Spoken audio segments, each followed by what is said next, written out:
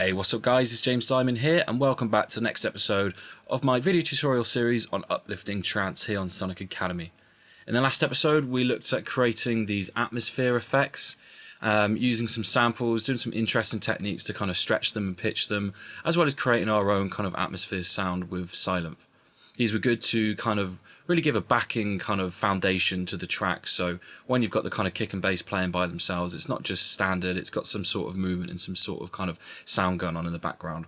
Continue on from the sound effects, we're going to be looking at the sound effects and transitions this episode, and it's going to be looking at the kind of uplifters, downlifters, crashes, effects kick, and then some sort of kind of transition drum fills to use in the gaps between one section to another. So the first one that we're going to be looking at is the crash. So let's pop that into our mix.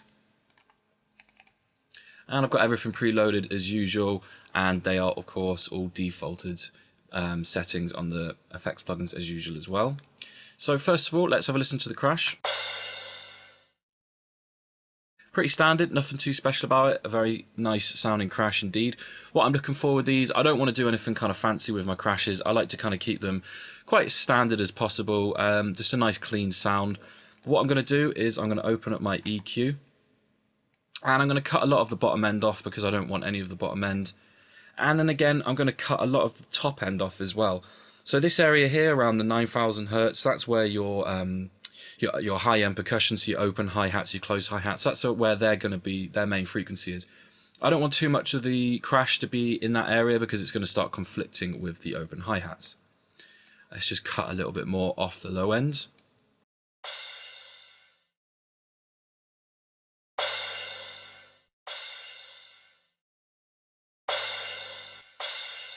That's sounding a little bit cleaner now. Now let's add on our reverb, and we're going to be using Art Acoustics Reverb. Absolutely amazing plugin. Really like this. Use it in a lot of my tracks. It's great for the very long kind of spacey sounds for the reverb that you want. So just turn up the dry level all the way and leave the wet as 0 dB. Then we're going to do a cut on the low end. Even though we've cut some off of the EQ itself, there still might be some kind of low end frequencies left in, and just to make sure, we're going to cut them on the actual reverb unit as well. Let's turn up the time design to about 16 seconds should do. We're going to turn the room size all the way up to about 50 meters or so, and then we can leave the rest as they are. So let's have a listen to see how this sounds now.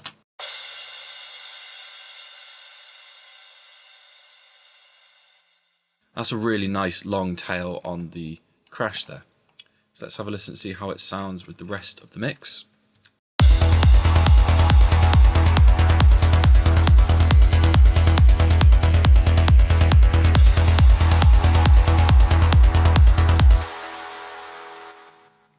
Liking the sound of that. Kind of subtle when we've taken away the high ends, the high frequencies, but it still has that nice long tail from the reverb that really helps it kind of shine through in the mix. So we're now going to add a reverse crash, and to do this we are simply going to use the exact same crash. We're just going to simply clone the sample, and then we're going to go onto the sampler, and then we're just going to reverse this crash symbol. So now it's reverse crash, and we're just going to put in the first MIDI on the first beat.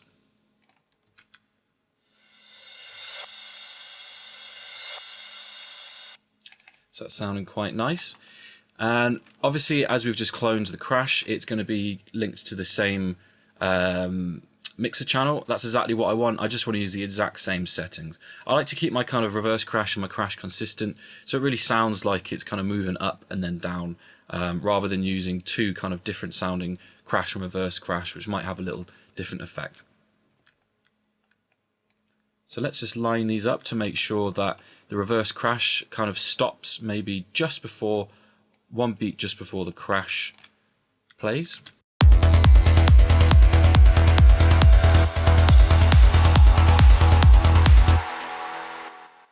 There we go, perfect. So the reverse crash stopped exactly here on the fourth beat, and then the crash came in on the first beat. So there was a nice little stop between between these two crashes, and the kick drum dropped out as well.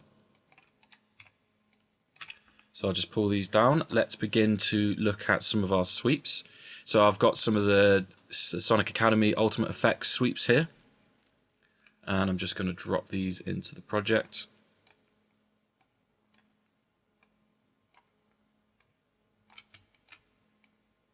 Just move these shorter ones along here, and we'll have the longer ones on the right. So I just want to line these up so they finish exactly on the beats. And now let's just mute them. So I'm just going to link this to my first sweeps mixer channel. I've got a couple of set up because they've all got different effects on. So let's just have a quick listen to this first sweep.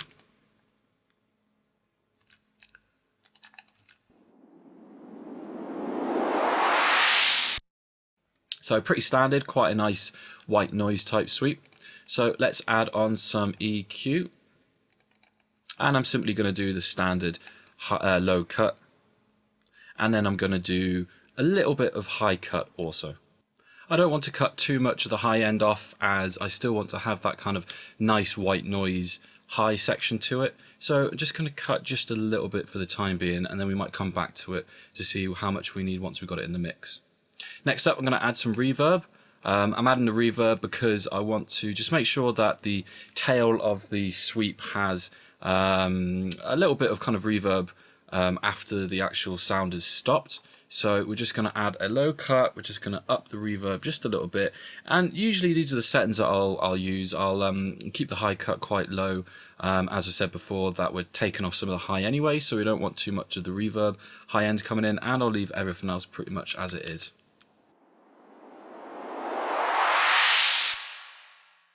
So as you can hear, we've got that nice kind of tail end of the reverb happening after the effect is finished. Next up, let's get our sidechain on as usual, and we're going to use the sidechain 1 preset. Pull the little knob to the left very slightly, and let's turn it on. So that's sounding pretty nice. Let's maybe just turn the volume down just slightly, and let's see how that sounds in the mix.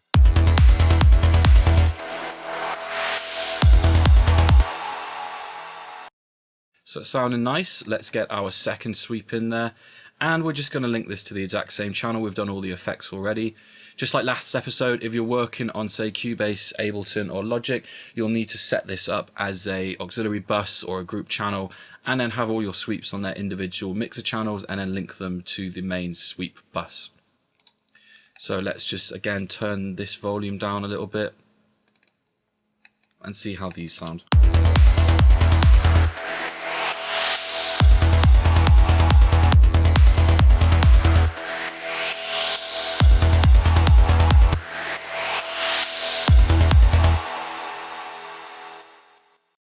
So starting to come together, let's add our third and final sweep on there. And we're going to add this to a new mixer channel, as I want to do some different effects on it. I'll show you what the sound sounds like to begin with. Excuse me, had the sidechain still on. So it's kind of a tonal kind of sound, and I was just lucky to find that this tone actually works with the track itself straight away. So let me just add some EQ.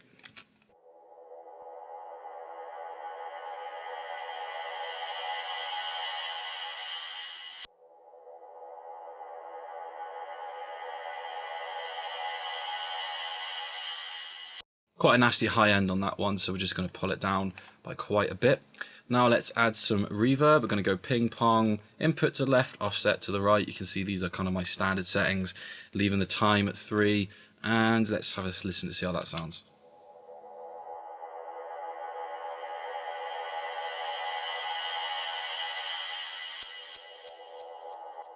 Just adding a nice kind of delay tail on the end there as well. Now let's go ahead and add some reverb. We're going to do pretty much exactly the same as what we did with the first sweep reverb, and that's all I have to do now.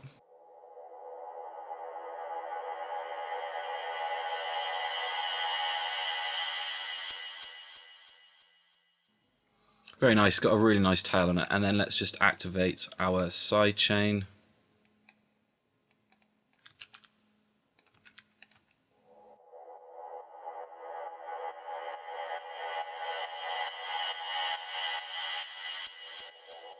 That's sounding pretty nice indeed. Let's try it with everything else.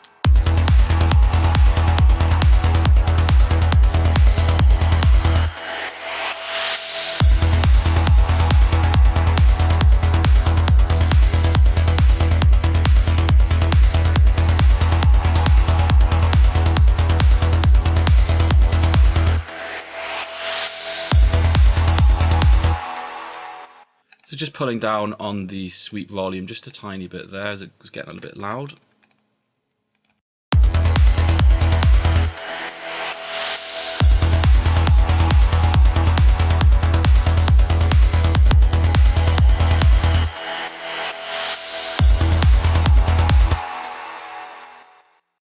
Very nice indeed. Starting to come together with all of these atmosphere effects in there as well. So we've got two of these kind of short sound effects going on down here. Let me just pull them so they're exactly landing on the beat. And as I've already got this kind of delayed and reverbed sound effect channel set up there, I'm simply going to link them to that channel also. These are just two very small sound effects that I like to use in between the times that the main sound effects are playing. So for example, it might look something like this once you've got all of them in.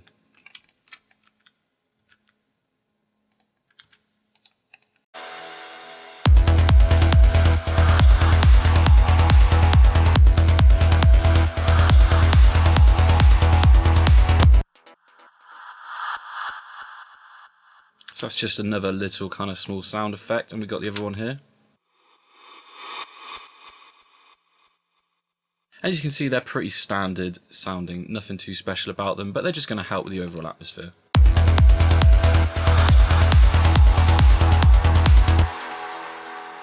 Maybe let's in fact add them to their own mixer channel. And I'm going to just change that delay, as it seemed to kind of sound a bit strange there. Let's maybe change the delay to 4 settings so it's a bit longer.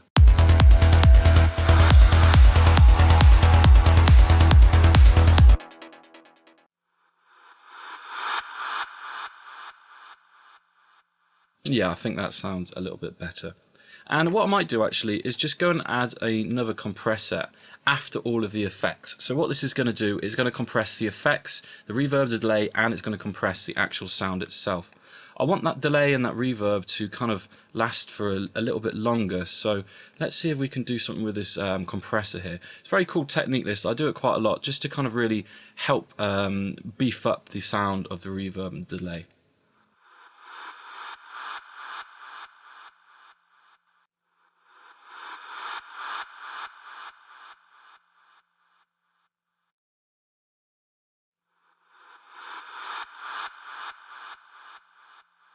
So that sounded a bit better there. Obviously that was a huge amount of compression, but what's going on there is that as this sound is, just move this out of the way, the sound starts to being compressed, the actual audio of the sample starts to be compressed, and then as I'm compressing it so much, the reverb and the delay are then allowing to be coming through the compressor as the kind of the meter comes back down here. So watch the meter, it starts to go all the way, starts to be compressed quite a lot, and then it'll start to come back down, and that means that we've compressed the initial audio sample, we've like reduced the volume of that, and we've kind of upped the volume of the delay and the reverb.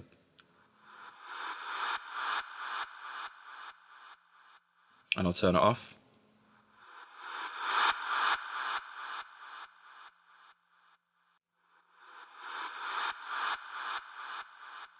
It's a much more kind of it's more together. The sound is a much more standard across the board. The volumes are much more kind of together.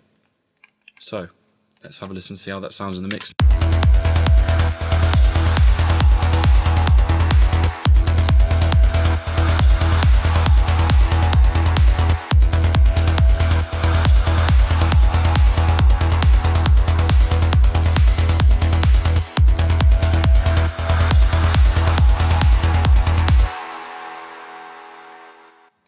think that's sounding much cleaner and much more straightforward.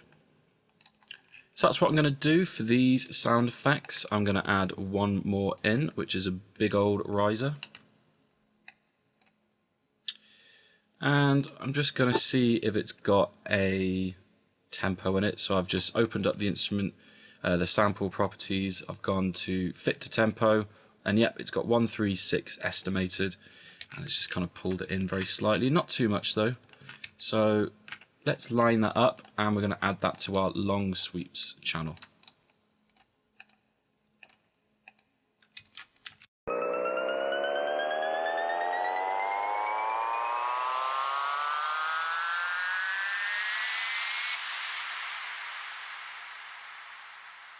So that's a very nice long kind of uplifter that we're going to be using, and we're going to pretty much do the exact same way we've done with the other sounds. We're just going to add some EQ and some reverb.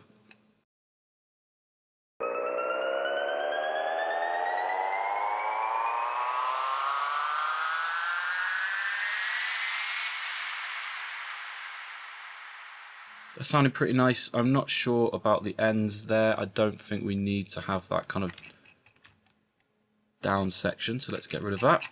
Perfect. Now we've got our uplifters, let's have a look at our downlifters. And what I'm going to do, I'm simply going to take the uplifters we've already got, I'm just going to make them unique, and then I'm just going to go into the sampler and I'm going to reverse them. I'm going to do exactly the same for the second one. And because they're already linked to a channel, I don't even have to do anything else.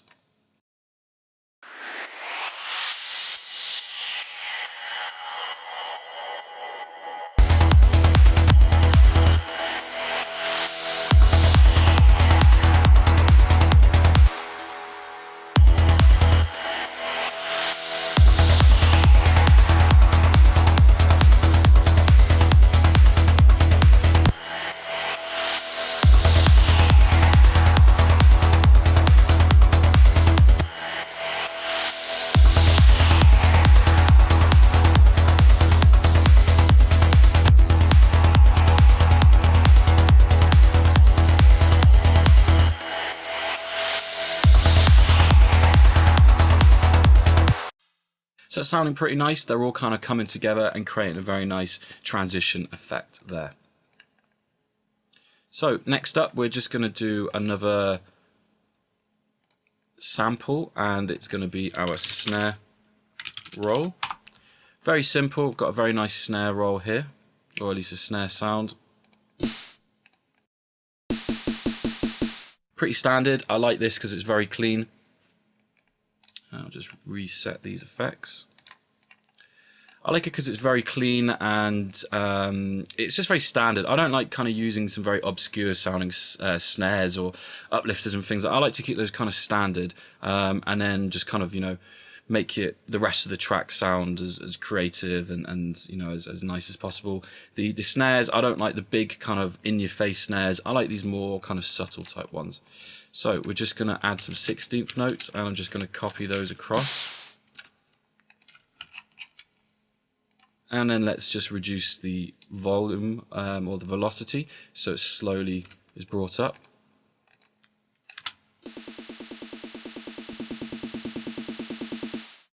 Quite a lot of low end in there, so let's just get rid of that.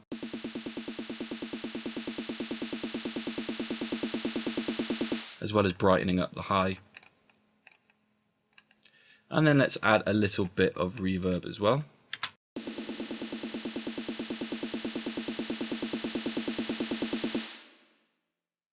Maybe make the decay a bit shorter. Yep, that sounds about right. And let's get that into our project. Let's maybe move it just above the kick.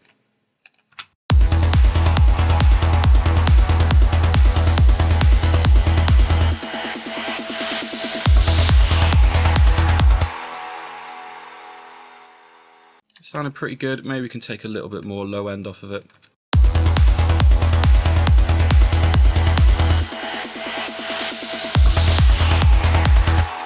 I'm liking the sound of that.